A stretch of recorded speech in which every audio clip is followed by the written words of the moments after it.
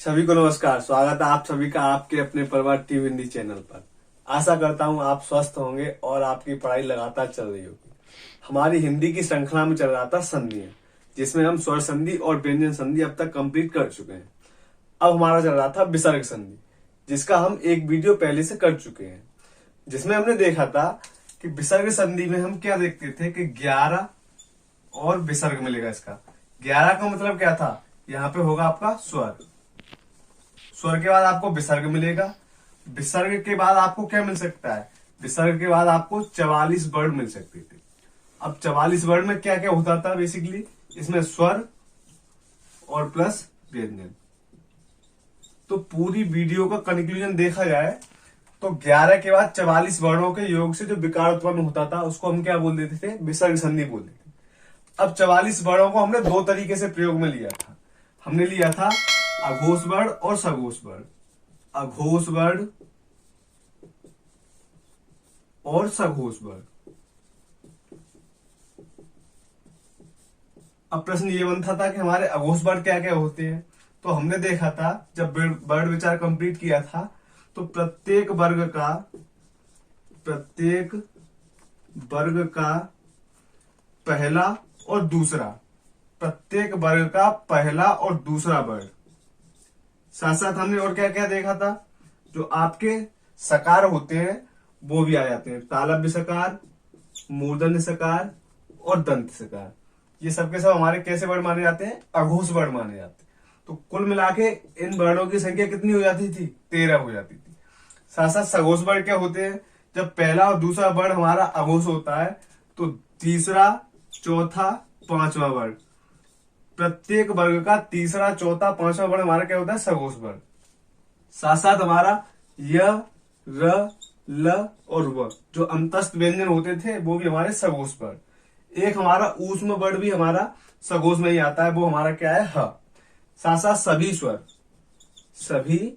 स्वर कुल मिला के हम देखते हैं तो 31 वर्ण हमारे कैसे होते थे, सघोष वर्ण होते थे, जिसमें तीसरा, चौथा, पांचवा वर्ण हमारा प्रत्येक वर्ग का हो जाएगा। यह र लब हमारे अंतस्थ हो जाएंगे, एक ऊष्म हो जाता है और 11 स्वर हो जाते हैं। तो जब सभी को मिलाते हैं तो कितना बनता है, हमारा 31 बनता है। तो हमने देखा था कि विसर्ग संधि में 11 के बाद हमने सर्वप्रथम देखा था अघोष वर्णों का योग। हमने देखा क्या था कि मान के चलिए 11 और उसके बाद आपको क्या मिलेगा, विसर्ग, फिर उसके बाद आपको क्या मिलेगा, अघोष वर्ण, अघोष वर्ण। अब अघोष वर्ण में हमने क्या क्या देखा था, मान के चलिए अघोष वर्ण क्या थे हमारे, क और ख, ये हमारे क वर्ग का पहला और दूसरा वर्ग हो गया। उसके साथ हमारा च और छ, ये हमारा च वर्ग के दो वर्ण हो गए। साथ साथ तीसरा वर्ग ट और ठ, फिर आएगा आपका त, थ और अंतिम था प और फ। तो ये तो पहला और दूसरा वर्ण हो गया प्रत्येक वर्ग का। साथ साथ हमारे तालव्य सकार, मूर्धन्य सकार और दंत सकार। तो मैंने लिख दिया तालव्य सकार, मूर्धन्य सकार और दंत सकार, क्योंकि ये तालव्य वाला वर्ण था इसलिए मैंने तालव्य सकार को कहां लिखा, तालव्य वाले में लिखा। मूर्धन्य को मैंने मूर्धन्य वाले में लिख दिया और दंत को मैंने दंत वर्ग में लिख दिया। अब हमने पहला नियम क्या पढ़ा था, हमने पहला नियम पढ़ा था कि यदि 11 के बाद आपको कौन सा मिल जाए, तालव्य वर्ण मिल जाए। यहाँ पे मैं बताता हूं नियम नंबर 1 मैंने क्या देखा था, आपका नियम नंबर 1 देखा था, यदि मान के चलिए 11 से मतलब क्या है, कोई भी स्वर आए और उसके बाद आपका क्या आ जाए, विसर्ग आ जाए, और उसके बाद आया आपके तालव्य अघोष वर्ण, तालव्य अघोष वर्ण। अब तालव्य अघोष में क्या हो जाएगा आपका, मान के चलिए च, छ और तालव्य सकार। तो यहाँ पे क्या होता था, विसर्ग का तालव्य सकार में आदेश हो जाता था। ये आपका कैसा सकार है, तालव्य सकार। अब नियम नंबर हमने 2 क्या देखा था, नियम नंबर 2 हमने देखा था साथ साथ कि मान के चलिए 11 और 11 के बाद आपका विसर्ग आ जाए। अब तालव्य की जगह हमारा क्या आ जाए, अब हमारा आ जाए मूर्धन्य, मूर्धन्य अघोष।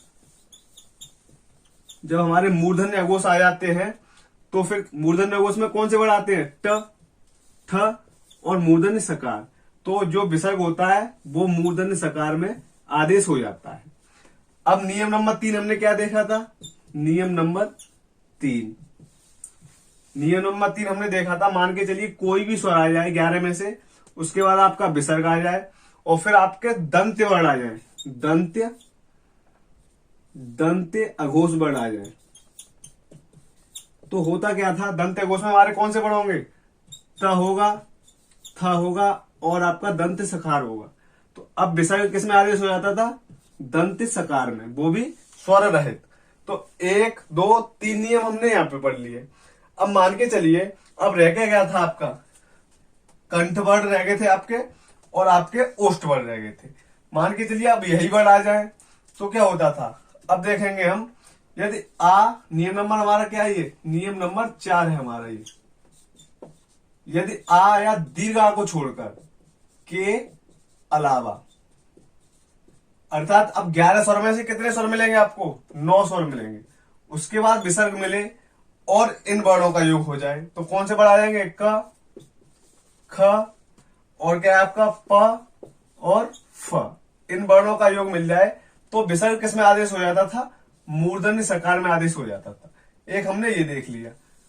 और अंतिम में हमारा क्या होगा, मान के चलिए नियम नंबर 5 क्या हो जाएगा आपका, नियम नंबर 5, अब अ और आ के अलावा हमारा ये वर्ड मिल रहे थे, मान के चलिए अ और दीर्घ आ ही मिल जाए, मान के चलिए क्या मिल जाए आपको, अ या दीर्घ आ ही मिल जाए, और उसके ये कितने स्वर हो जाएंगे, 2 स्वर, और इसके बाद विसर्ग आ जाए, फिर इसके बाद आपके ये चारों वर्ड मिल जाए, मतलब का मिल जाए, खा मिल जाए, पा मिल जाए और फा मिल जाए। तब क्या होता है, तब यहाँ पे प्रकृति भाव नियत हो जाता है, क्या हो जाता है, प्रकृति भाव, अर्थात यहाँ पे कोई परिवर्तन नहीं होता। तो अब तक हमने ये चीजें देख ली थी। पिछली वीडियो हमने क्या देखा था कि स्वर 11 का योग हमारा 44 वर्णों के साथ हो रहा था। तो हमने 44 वर्णों को 2 रूप में विभक्त किया था, अघोष वर्ण और सघोष वर्ण। अब हमने क्या देखा था कि अघोष वर्णों को हमने पहला दूसरा वर्ण और तीनों के तीनों आपके सकार।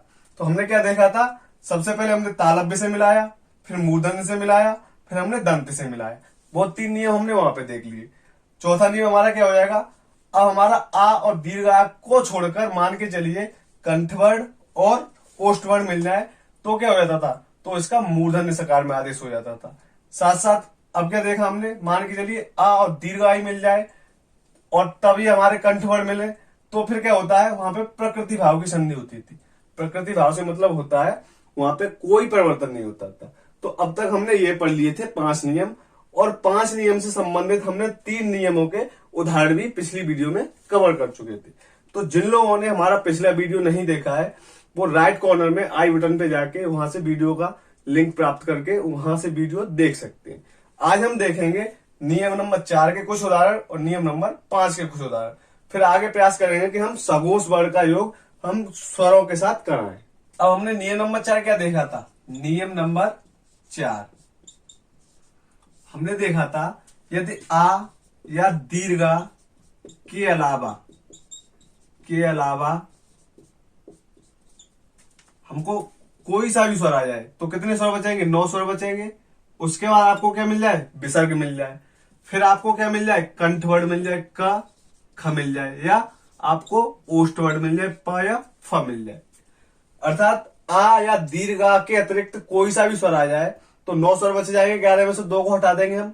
उसके बाद विसर्ग मिलेगा आपको, फिर आपको 4 वर्णों में से कोई सा भी वर्ण मिल सकता था। तो हमने क्या देखा, जो आपका विसर्ग था वो मूर्धन्य सकार में आदेश हो जाता था। कैसा था हमारा, मूर्धन्य सकार में। तो अब हम इसके उदाहरण देखेंगे। उदाहरण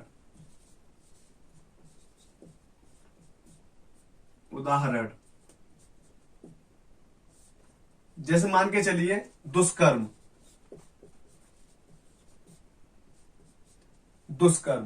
अब हम क्या देख रहे हैं यहाँ पे, अब इसका हम संधि विग्रह करेंगे तो इसका होता है दु। देखिए आपका मूर्धन्य सकार है तो इसका मतलब मूर्धन्य सकार की जगह पे क्या आएगा आपका विसर्ग, क्योंकि विसर्ग का ही तो हमारा मूर्धन्य सकार होता है। तो मूर्धन्य सकार की जगह पे मैंने क्या लिख दिया, विसर्ग लिख दिया। पीछे क्या रहेगा आपका कर्म। अब दोहधर्म कर्म से लेके हम कहां पे पहुंचेंगे, दुष्कर्म पे।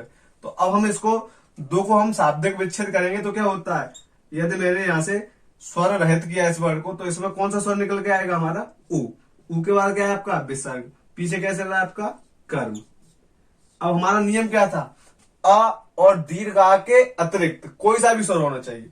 तो मेरा ऊ मिल गया, उसके बाद आपको क्या मिल रहा है? विसर्ग भी मिल गया, और उसके बाद क ख प फ में से कोई वर्ड मिलना चाहिए। तो मेरा क्या मिल गया? क वर्ड मिल गया। तो अब इस विसर्ग की जगह पे क्या हो जाएगा आपका? मूर्धन सकार, वो भी कैसा? स्वर रहित। आगे क्या चल रहा है आपका? दो। इस ऊ को मैंने इसमें मिला दिया। अब पीछे क्या आ गया आपका? कर्म। तो जब सबको मिलाया जाएगा तो क्या बन जाएगा आपका? दुष्कर्म। दुष्कर्म। एक और एग्जांपल देख सकते हैं हम, जैसे आविष्कार। आविष्कार। अब आविष्कार का हम संधि विग्रह करेंगे तो कैसे बनता है? इसका बनता है आव। अब जो मूर्धन सकार है उसका हमारा क्या हो जाएगा? विसर्ग। तो इसका क्या हो जाएगा? आभ धन कार। अब हमारा देख लो, अब हम यहां से स्वर निहित कर अलग करेंगे तो इसमें कौन सा स्वर है हमारा? लघु ई। उसके बाद आपका विसर्ग प्लस कार। अब क्या मिल रहा है हमको? अ और दीर्घ के अलावा हमको ई स्वर मिल रहा है, ई स्वर के बाद विसर्ग भी मिल रहा है, और विसर्ग के बाद हमको क वर्ड भी मिल रहा है। तो विसर्ग ये किस में आदेश हो जाता है? मूर्धन सकार में। उससे पहले क्या चल रहा है? आ भी। तो उससे पहले मैंने क्या लिख दिया? आ भी। पीछे क्या रह गया हमारा? कार। तो जब संयुक्त किया जाएगा सबको तो क्या बन जाएगा? आविष्कार। चूंकि ये आपका खड़ी पाई का वर्ड है और स्वर रहित वर्ड है तो इसकी खड़ी पाई हटा दिया जाएगा। ऐसे आपका ये बन गया। इसके अन्य एग्जाम्पल भी हम देख सकते हैं, जैसे मान के चलिए दुष्कर। दुष्कर। और देख सकते हैं हम चतुष्फल। चतुष्फल। और देख सकते हैं हम चतुष्फलक। चतुष्फलक। तो सबका ऐसे ही हो जाएगा हमारा। इसका क्या हो जाएगा? दोह धन कर। इसका क्या हो जाएगा? चतुः धन फल। इसका चतुः धन फलक। तो इसी प्रकार से हम इनको देख सकते हैं। अब अंतिम नियम हमारा क्या था? नियम नंबर 5। यहां पे मैं देखने का प्रयास करता हूं। नियम नंबर 5। नियम नंबर 5। नियम नंबर 5 क्या था हमारा? मान के चलिए अभी आ और दीर्घ आ के अलावा हमारे ये स्वर वो मिल रहे थे, हमारे कंठ और ओष्ठ मिल रहे थे। अब मान के चलिए यही दोनों वर्ड आ जाए, अर्थात आ या दीर्घ आ के बाद आपको क्या मिलेगा? विसर्ग। प्लस अब क्या मिल जाएगा आपको? क और ख मिल जाए, प और फ, इनमें से कोई सा भी वर्ड मिल जाए। तो अब क्या होता था? जो विसर्ग होता था यहाँ पे क्या होगा? प्रकृति भाव की संधि हो जाती है। प्रकृति भाव की संधि, अर्थात यहाँ पे कोई परिवर्तन नहीं होता। इसके हम उदाहरण देख सकते हैं। उदाहरण जैसे हमने जब संधि को प्रारंभ किया था मैंने, तब एक प्रकृति भाव को मैंने समझाया था, जहां पे मैंने एक एग्जाम्पल लिया था। जैसे मैंने बताया था आपको प्रातः काल। प्रातः काल ये शब्द एक ही है, क्योंकि हमने देखा था कि कभी भी बिंदी के ऊपर से श्रोरेखा ऊपर से नहीं निकलती है, इसको हमको तोड़ना ही पड़ता है। तो अब इसका हम संधि विग्रह करेंगे तो क्या बनेगा? प्रातः धन काल। अब हम देख सकते हैं इसका हम अब प्रातः काल से प्रातः काल कैसे प्राप्त किया जा सकता है? तो हम यहाँ पे देखेंगे प्रात धन, इसमें कौन सा स्वर निहित है? आ के बाद आपको क्या मिल रहा है? विसर्ग मिल रहा है। और पीछे क्या चल रहा है आपका? काल। अब हमको क्या मिल रहा है? आ के बाद विसर्ग भी मिल रहा है और उसके बाद हमको क वर्ड भी मिल रहा है। तो अब क्या होगा? इसमें प्रकृति भाव की संधि होगी, इसमें कोई बदलाव नहीं होगा। तो हम ऐसे ही ऐसे सबको मिला देते हैं, तो फिर हमको क्या मिल जाएगा? प्रातः काल। मेरे हिसाब से आपको समझ में आ रहा होगा, कोई कठिन काम है नहीं, वैसे आराम से हो जाएगा। अब हम इसके कुछ अन्य उदाहरण देख सकते हैं। जैसे हम देखते हैं मनः कामना। मनः कामना। इसी हिसाब से इसमें तो कोई दिक्कत ही नहीं है। मनः को अलग कर दो, कामना को अलग कर दो, इसका संधि विग्रह हो गया, कोई दिक्कत नहीं है। और हम देख सकते हैं जैसे अधपतन, तो इसका अधः पतन। एक और देख सकते हैं जैसे हम इसका रजय कड़। रजय कड़। ये हमारे प्रकृति भाव के उदाहरण हो जाएंगे। देखिए ये शब्द कहीं कहीं हमको शब्द शुद्धि में पूछ लेता है, मनोकामना देता है, जो कि हमारा बिल्कुल गलत होता है। सही शब्द क्या होता है? मन है कामना। ऐसे ये अधोपतन देता है, तो अधोपतन ऐसे नहीं होता है, ये क्या होता है? अधः पतन होता है। रज है कर, तो हम इनका जब संधि विग्रह करते हैं, इसका हो जाएगा मन है धन कामना, अधः धन पतन, और इसका हो जाएगा रजय धन कर। तो आराम से हम इनका संधि विच्छेद कर सकते हैं। अब हम देखेंगे, अब तक हमने क्या देखा था कि जो स्वरों का हमने अघोष वर्णों के साथ योग किया था, अब हम करेंगे सघोष वर्णों के साथ योग। अब उनसे जो कुछ नियम बनते हैं उनको हम बारी बारी से देखते हैं। अब हम देखेंगे जब 11 जो स्वर होते थे और उसके बाद यदि विसर्ग आ जाए आपका और फिर आपका सघोष वर्णों के साथ योग होता है, तब क्या प्रक्रिया बनती है। जैसे मान के चलिए आपका 11 का अर्थ क्या है? आपका स्वर। यहाँ पे क्या है? आपका स्वर। 11 के बाद आपको क्या मिल जाए? विसर्ग मिल जाए। प्लस अब हम क्या पढ़ेंगे? सघोष वर्ण। सघोष वर्ण। अब सघोष वर्ण हमने कितने पढ़े थे? हमने 31 पढ़े थे। और वो हमारे कौन कौन से होते हैं वो हम एक बार देख लेते हैं। तो प्रत्येक वर्ग का तीसरा, चौथा, पांचवा वर्ण, ठीक है। और साथ साथ हमने क्या देखा? अंतस्थ, य, र, ल और व, ये आपके हो जाएगा सघोष में। एक हमने देखा था उसमें भी देखा था, और सभी स्वर देखे थे। सभी स्वर देख लिए थे हमने। तो अब हम देखेंगे कि 11 वर्णों का सघोष वर्णों के साथ बारी बारी से कैसे कर सकते हैं। अब नियम नंबर कौन सा हो जाएगा हमारा? नियम नंबर 5 तक तो हमने उसमें पढ़ लिए थे, तो नियम नंबर 6। अब नियम नंबर 6 क्या होगा हमारा? मान के चलिए हमने कौन सा 11 में से कौन सा स्वर ले लिया? हमने लघु आ, और उसके बाद आपको क्या मिल जाए? विसर्ग मिल जाए। देखिए मैंने 11 में से केवल एक ही स्वर लिया, और वो कौन सा लिया हमने? लघु आ। उसके बाद हमको क्या मिल रहा है? विसर्ग। अब उसके बाद हमारा किसका योग हो? अ के अतिरिक्त सभी स्वर। अब सभी स्वरों की संख्या कितनी होती है हमारी? 11, और 11 में से हमने एक छोड़ दिया लघु आ, तो कितने बचे हमारे? 10। तो मैं इस नियम को क्या बोल सकता हूं? लघु आ के बाद विसर्ग मिल जाए और उसके बाद लघु आ को छोड़कर कोई सा भी स्वर आ जाए, तो फिर वहां पे क्या होता है? यहाँ पे लोप। विसर्ग का क्या हो जाता है? यहाँ पे लोप हो जाता है, और कुछ नहीं होता। अब मान के चलिए नियम नंबर 6 क्या हो जाएगा हमारा? नियम नंबर 6 ये है, तो 7 अब क्या हो जाएगा? अब तक हमने क्या देखा? लघु आ के बाद विसर्ग मिल जाए, प्लस अब आ के अतिरिक्त सभी स्वर मिल रहे थे। अब मान के चलिए आई मिल जाए आपको, आ मिल जाए, और क्या रह गया हमारे? सघोष व्यंजन रह गए। सघोष व्यंजन।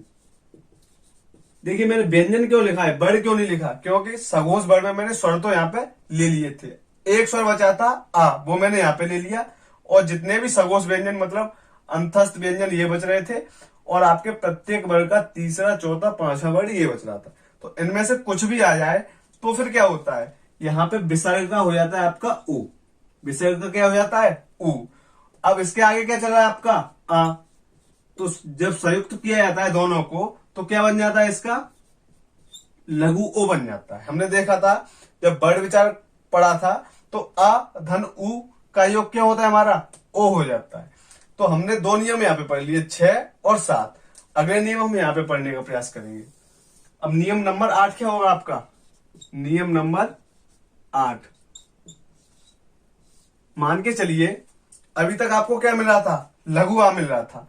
अब लघु आ को छोड़कर, मतलब अ के अलावा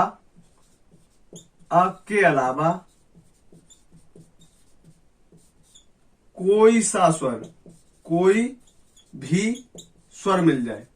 अब आ के अलावा कितने स्वर बच जाएंगे आपके? 10 बच जाएंगे, ठीक है।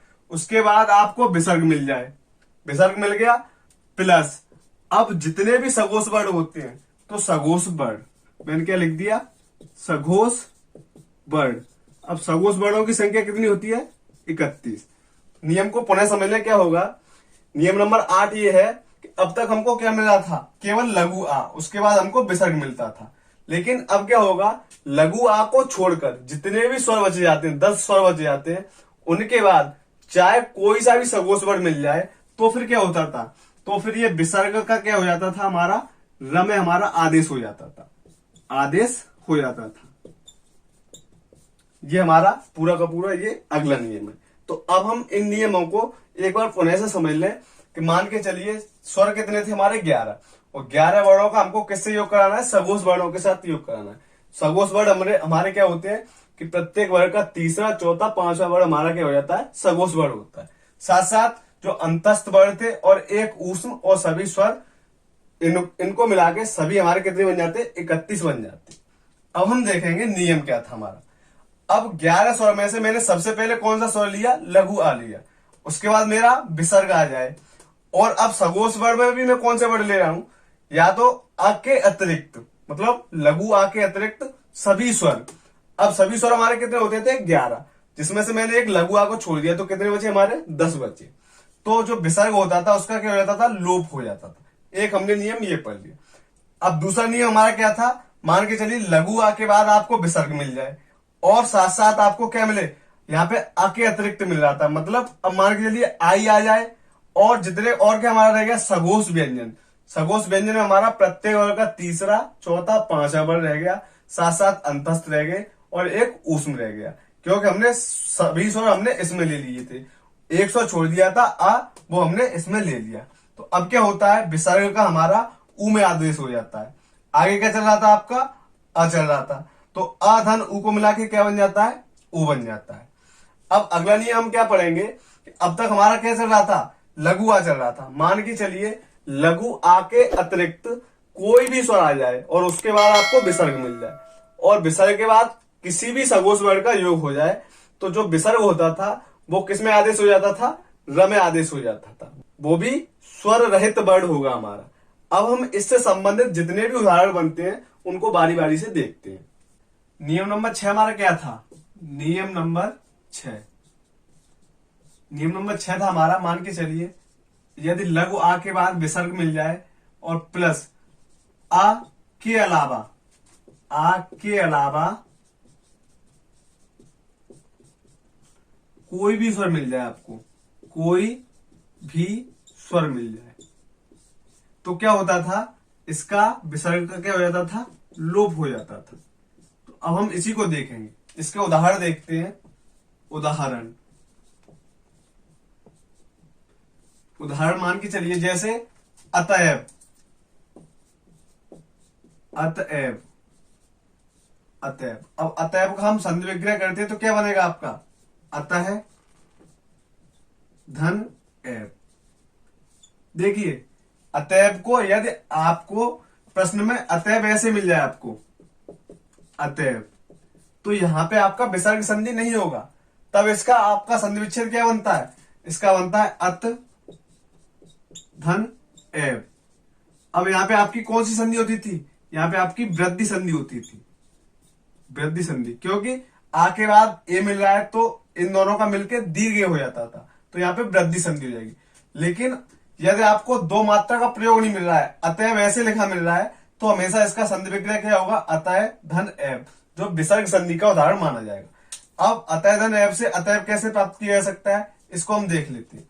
यदि मान के चला जाए कि जब ता को हमने स्वर रहित किया तो इसमें कौन सा स्वर निकल के आएगा, आ के बाद आपको क्या मिल रहा है, विसर्ग प्लस एव, ठीक है।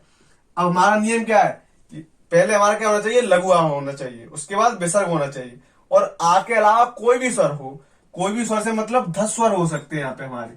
तो हमारा ए मिल रहा है, तो अब इसका क्या हो जाएगा, विसर्ग का क्या हो जाता है, लोप हो जाता है।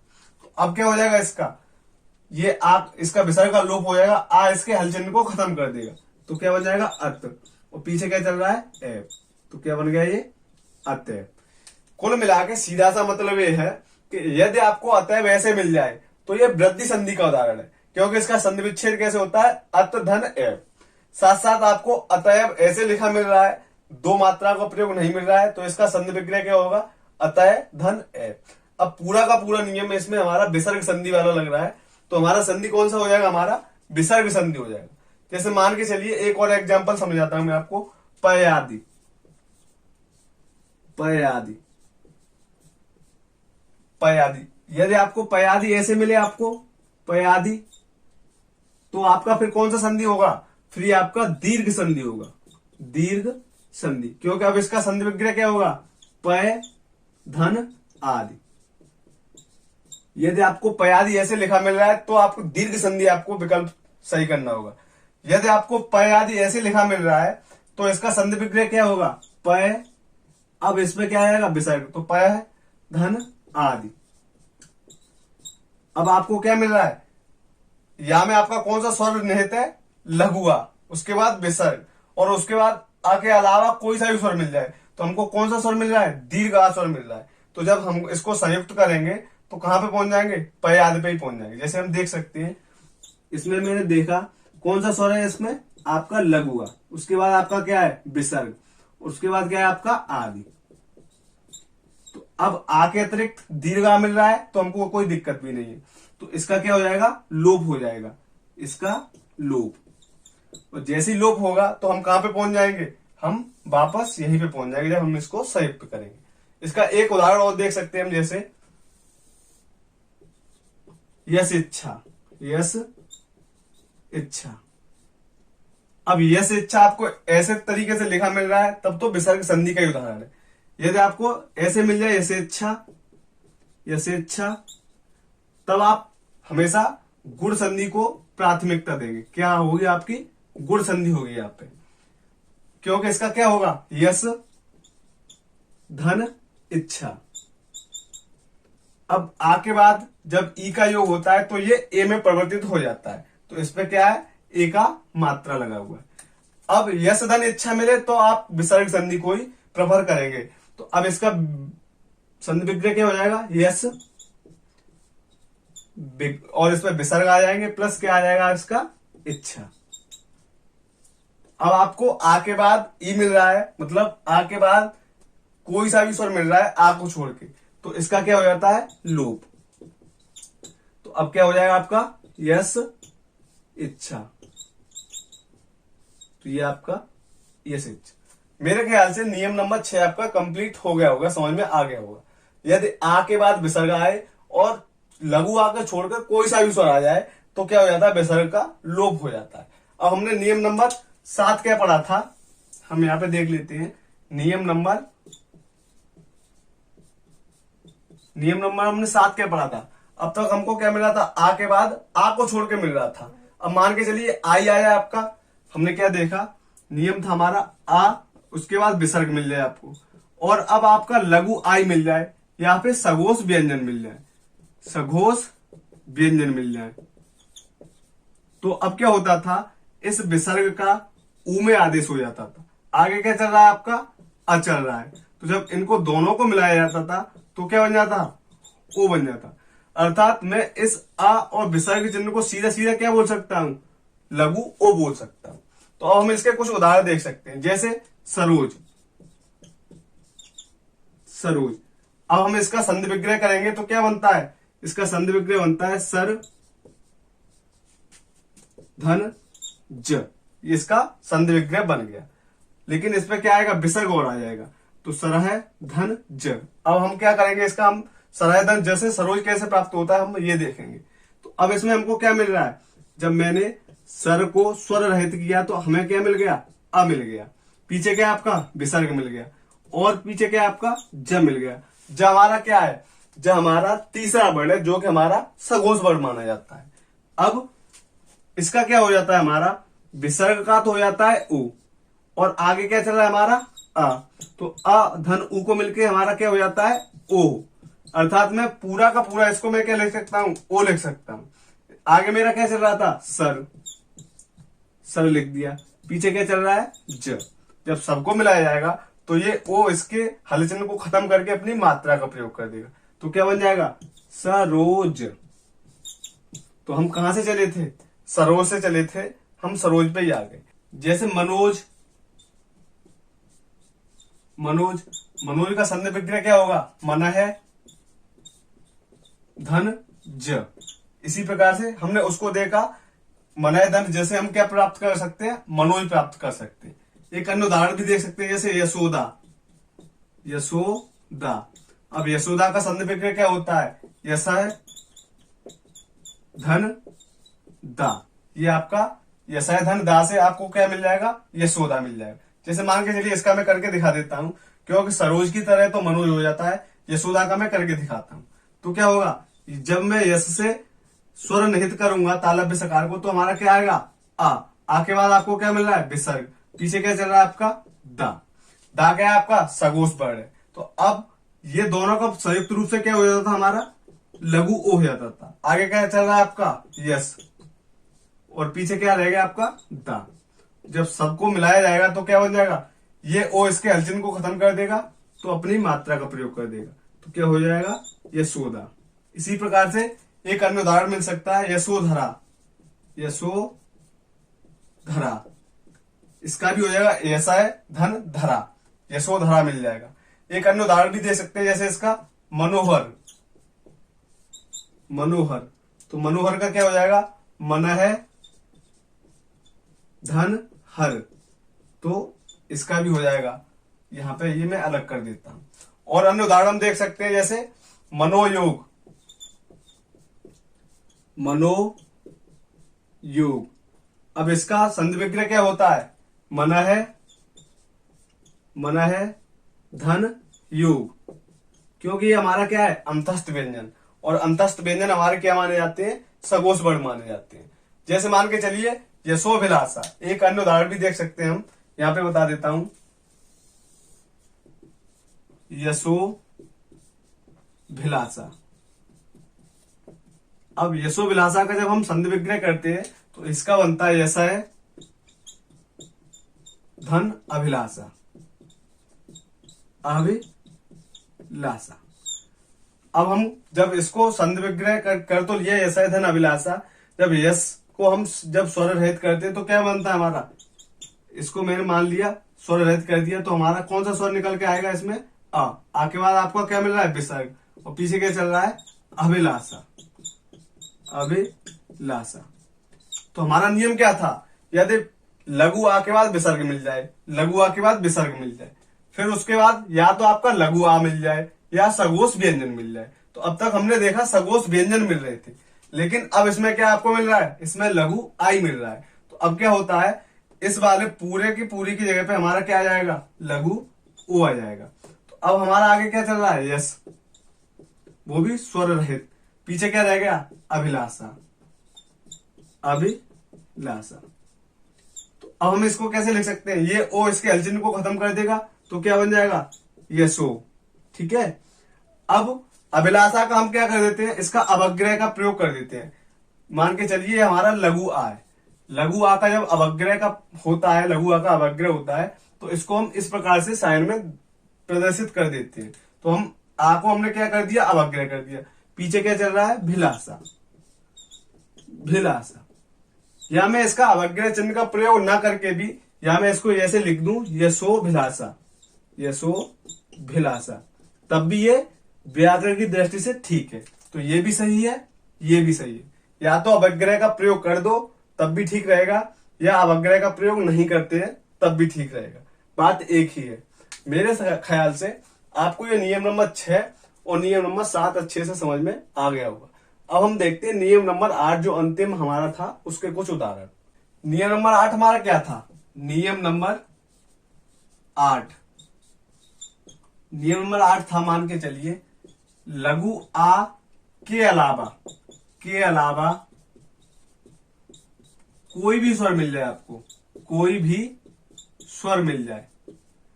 अब सभी स्वर कितने होते हैं, 11, उनमें हमारा लघु आ को छोड़ रहा है, तो कितने बचेंगे हमारे, 10। और इसके बाद कोई विसर्ग आ जाए, फिर योग हो किसका, सघोष वर्णों का, सघोष वर्णों का। अब सघोष वर्णों में सभी स्वर भी आ जाएंगे और साथ साथ सभी व्यंजन भी आ जाएंगे। तो क्या होता था, ये विसर्ग रा में क्या हो जाता था, आदेश हो जाता था, आदेश हो जाता था। अब हम इसके कुछ उदाहरण देखेंगे।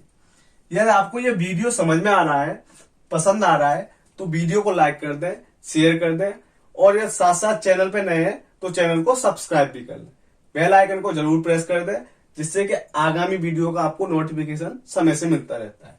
तो अब हम इसके कुछ उदाहरण देख सकते हैं। उदाहरण, उदाहरण देखेंगे, जैसे हम देख सकते हैं निर्जन,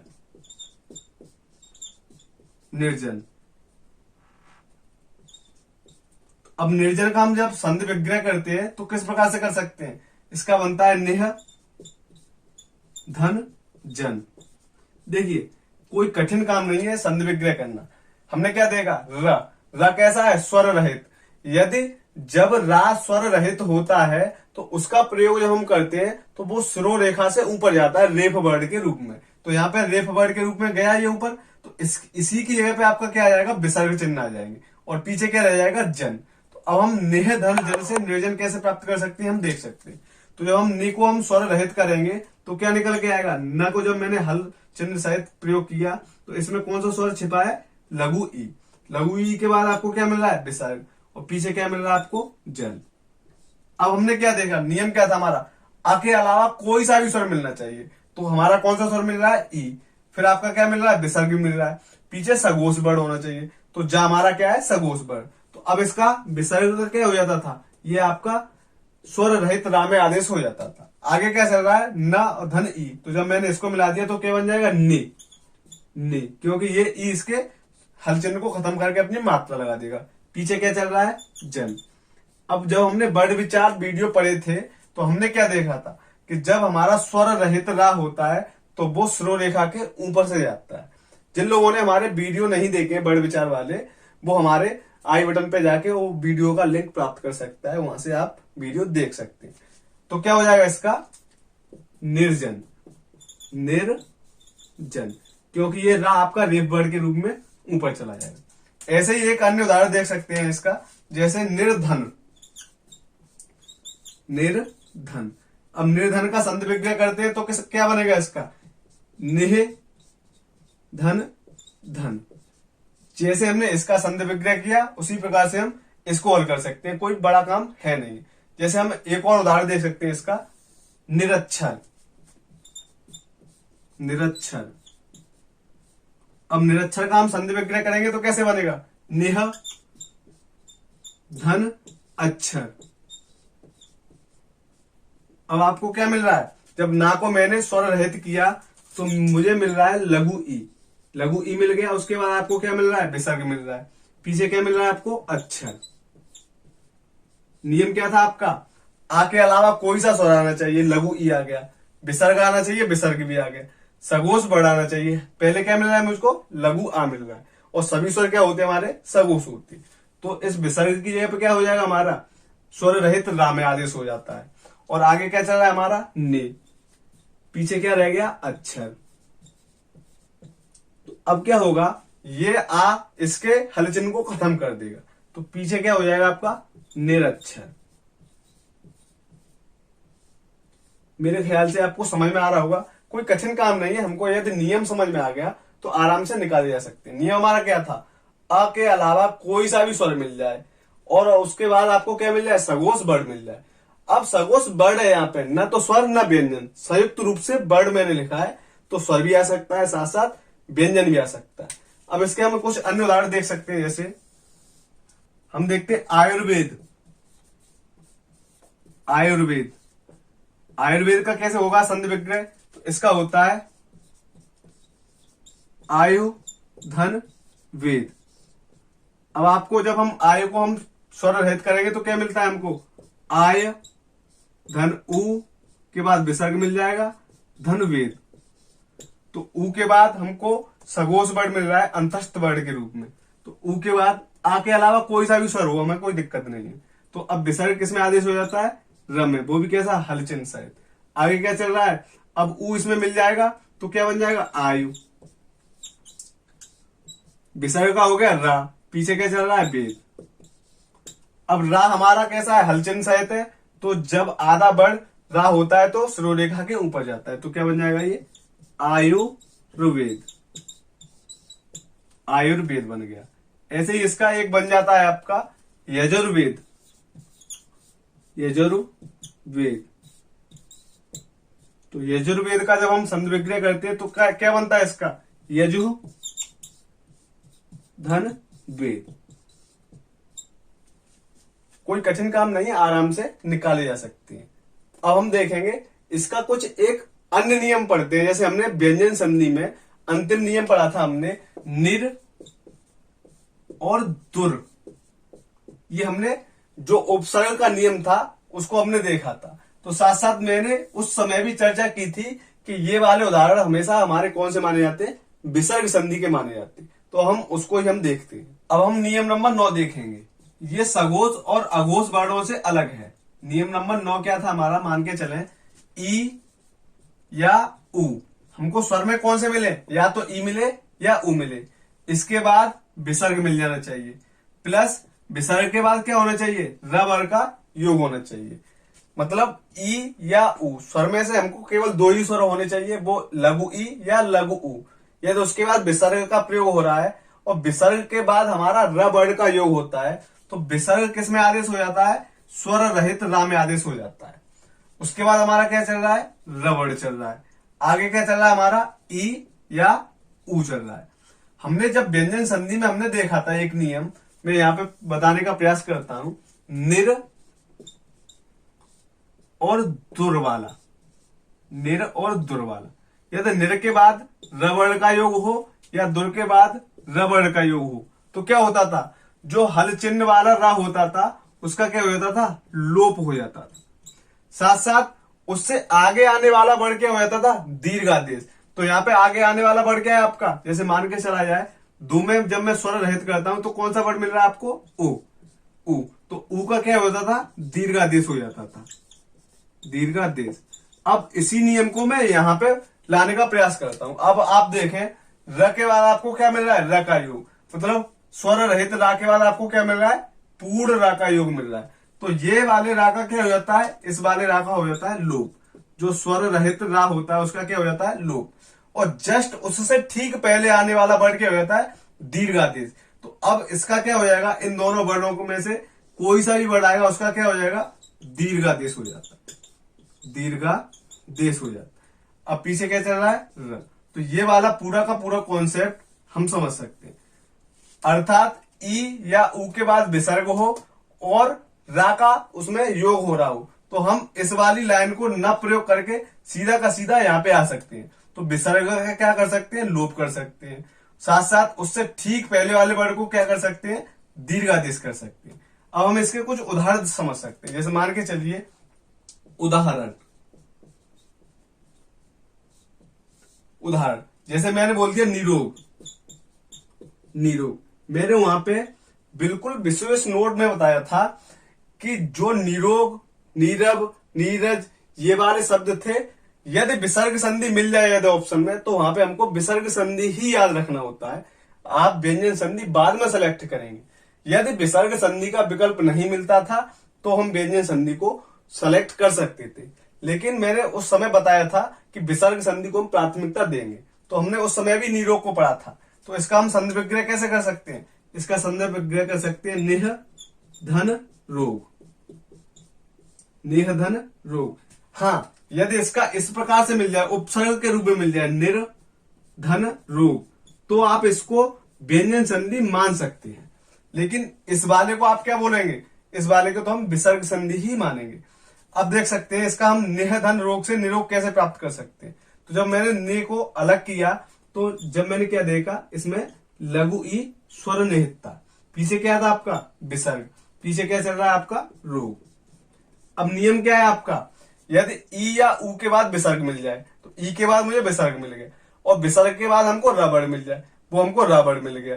तो अब क्या होता था, इस वाले वर्ण का तो हो जाता था लोप, विसर्ग का क्या हो गया, लोप। साथ साथ विसर्ग से पहले ठीक पहले आने वाला वर्ण क्या हो जाता था, दीर्घादेश। तो अब इसका क्या हो जाएगा, लघु ई का दीर्घ ई हो जाएगा। आगे क्या चल रहा है आपका, न, वो भी हलचिन्ह सहित, पीछे क्या रह गया, रोग। जब सबको मिलाएंगे तो ये ई क्या करेगा, इसके हलचिन्ह को खत्म कर देगा, अर्थात नी। लोप हो गया, विसर्ग का खत्म हो गया। लोप का अर्थ ही क्या होता है, गायब हो जाना। अब पीछे क्या रह गया, रोग, तो क्या बन गया, निरोग। अर्थात नेह धन रोग से हम कहां पे पहुंच गए, निरोग पे। इसका एक दूसरा उदाहरण देख सकते हैं, जैसे नीरज। मैं यहां पे बताता हूं, नीरज।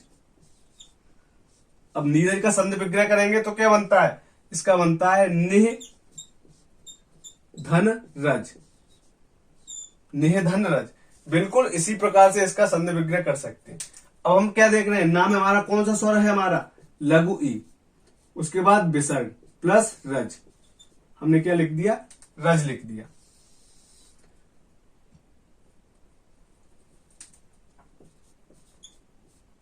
अब हम क्या देख रहे हैं, ई के बाद आपको क्या मिल रहा है, विसर्ग मिल रहा है, ई के बाद आपको विसर्ग मिल रहा है, फिर आपको क्या मिल रहा है, रबड़ मिल रहा है। तो इसका क्या हो जाएगा, विसर्ग का क्या हो जाता है, लोप, और इससे ठीक आने वाला वर्ड क्या हो जाता है, दीर्घ में आदेश हो जाता है। तो मैंने क्या कर दिया, इसका दीर्घ कर दिया। पीछे क्या चल रहा है, इसका रज, तो मैंने रज भी लिख दिया। और आगे क्या चल रहा है आपका ना, और वो भी हल चिन्ह सहित। तो ये ई इसके ना को हल चिन्ह को खत्म कर देगा, तो क्या हो जाएगा नी, और पीछे क्या रहेगा रज। तो नीरज से हम कहां पे पहुंच गए, नीरज। इसी प्रकार से हम और भी उदाहरण दे सकते हैं, जैसे दूरस, जैसे दूरस, दूरस। अब इसका हम संधि विग्रह करेंगे तो कैसे बनता है इसका संधि विग्रह, इसका बनता है दुह, दुह धन रस। अब हम कर सकते हैं इसको आराम से। जब हम इसमें से स्वर रहित करेंगे तो क्या बनेगा हमारा द, वो भी हलचिन्ह सहित। पीछे क्या रह जाएगा आपका लघु उ, विसर्ग प्लस पीछे क्या रह गया रस। अब हम क्या देख रहे हैं, यदि ऊ के बाद विसर्ग चिन्ह आए, ऊ के बाद विसर्ग चिन्ह आए और उसके बाद आपका क्या मिले, रबड़ मिले, तो उसके बाद हमको रबड़ भी मिल रहा है, तो क्या होता था, विसर्ग का हो जाता है लोप, विसर्ग का क्या हो गया, लोप हो गया। अब उससे ठीक पहले वाला वर्ड क्या हो जाता है, दीर्घादेश हो जाता है, तो लघु का क्या हो जाएगा, दीर्घ हो जाएगा। और आगे क्या चल रहा है आपका द वर्ड, वो भी कैसा, हल चिन्ह सहित। पीछे क्या रह गया रस। जब सबको संयुक्त किया जाएगा तो ये ऊ इसके हल चिन्ह को खत्म कर देगा, तो क्या हो जाएगा दू, और ये हो गया लोप, पीछे क्या बचा रस। तो दूरस से हम कहां पे पहुंच गए, दूरस पे। एक अन्य उदाहरण भी देख सकते हैं, जैसे दूरब, दूरब, तो इसका क्या होगा, दोहो धन रब। बिल्कुल इसी प्रकार से इसका संधि विग्रह किया जा सकता है। मेरे ख्याल से ये आपको वीडियो समझ में आ रहा होगा। यदि वीडियो नहीं समझ में आए तो कोई दिक्कत वाली बात है नहीं, एक बार वीडियो को पुनः देख लें, तो जिससे आपके जो भी कॉन्सेप्ट क्लियर नहीं हुए हैं वो आपके पुनः क्लियर हो जाएंगे।